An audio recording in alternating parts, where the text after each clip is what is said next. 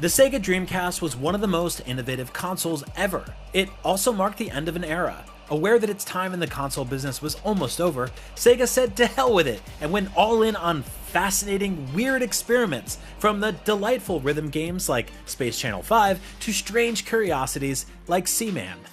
In compiling a list of the 10 best Sega Dreamcast games, we sought to create a snapshot of the Dreamcast legacy, which encompassed everything from burgeoning online play to wild peripherals.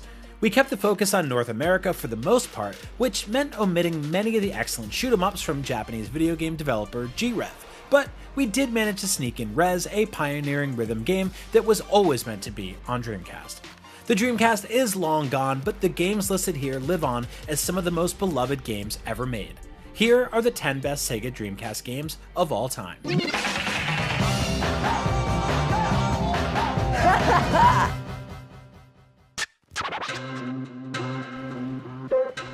A spin-off of The House of the Dead 2, The Typing of the Dead was initially designed to improve one's typing and practice how fast one can type.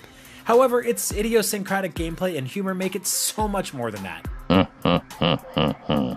This is a present from me to you. Instead of a light gun, you're using a computer keyboard and the power of proper spelling and grammar to fend off hordes of the undead.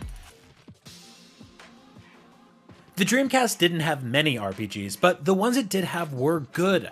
Along with Skies of Arcadia, Grandia 2 is generally considered one of the 2 best RPGs on the platform, lauded for its excellent soundtrack and even better battle system. Strike! Purple lightning!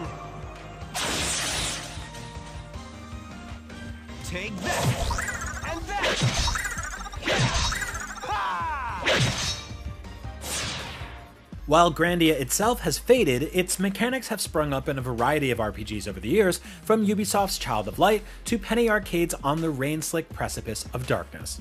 Grandia 2 was also one of the best looking games on the Dreamcast, filled with high-quality magic spells, special attacks, and other touches. It was a noticeable cut above what was available on the PlayStation at the time, especially during its most elaborate attack sequences. Its visual luster has faded in the years since, but it's still good fun to play, as demonstrated by the recent remaster. It remains worthy of the Dreamcast legacy. The Dreamcast Phantasy Star Online was a rebirth for the brand.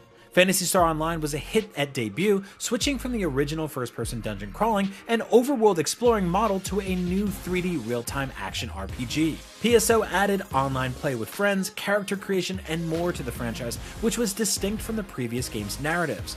Combat was enjoyable and varied depending on your character's customization. Different races and classes excelled at melee, ranged, or technique combat. The 4 quest areas varied in style and fostered replayability by allowing you to level up and acquire materials to feed your pet mag, which would provide special abilities such as buffs, stat boosts, and powerful photon blasts. These features increased replayability by enabling players to create new characters and experiment with alternative race and class combinations.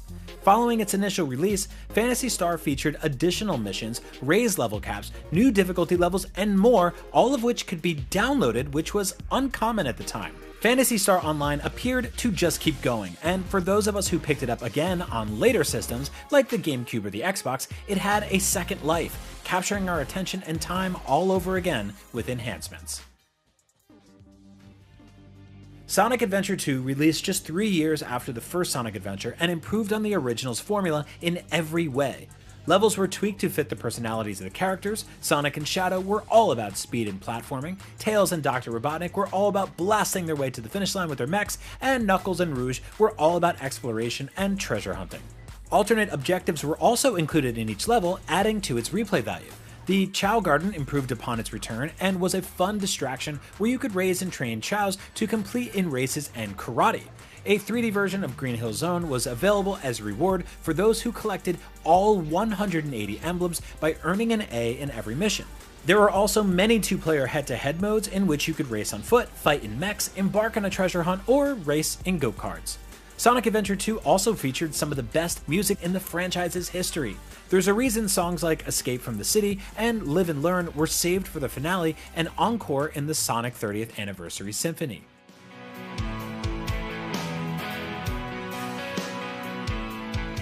Sonic Adventure 2, for its time, was everything we had wanted from a 3D Sonic game. Produced in part by Tetsuya Mizuguchi, who would later be known for his work on games like Lumines and Tetris Effect, Rez wasn't just unique, it was cool! It managed to combine rave culture and rail shooters, fueled by the Dreamcast's open-ended creativity. Rez's development team is still emotional about this project to this day, coming as it did in the midst of the Dreamcast's unceremonious death. It would eventually release on PlayStation 2 and is now available on a multitude of platforms, including the Meta Quest 2. But as the last vestige of cool Sega and a rhythm game pioneer, Rez will always be a Dreamcast game first. An action game where players venture through Tokyo using skates, spray graffiti, and evade authorities with fun, addictive gameplay and a stellar soundtrack, Jet Set Radio is something special. While the gameplay in its sequel, Jet Set Radio Future, is a bit more refined, the cel-shaded, vibrant art direction, music, and distinct gameplay of the original make it a true gem that has influenced spiritual successors such as Hover and Bomb Rush Cyberpunk. Marvel vs. Capcom 2 on the Dreamcast was a game changer in the world of fighting games. Not only was it a near arcade perfect port, meaning that the developer didn't have to make any sacrifices or tweaks to get it to run just as well as it did in the arcades, but Marvel vs. Capcom 2 was simply one of the best fighting games of its time. Being able to play it at home without having to spend your allowance at the arcade was something that no doubt created an entire generation of fighting game fans. There's a reason why people are still clamoring for more Power Stone. Despite the wealth of arena and party fighters that have come out since Power Stone 2, there's still nothing quite like it. Part of the appeal was that there were just so many different ways to take the fight to your opponent. You could just wail on them with your character's unique list of moves and special moves.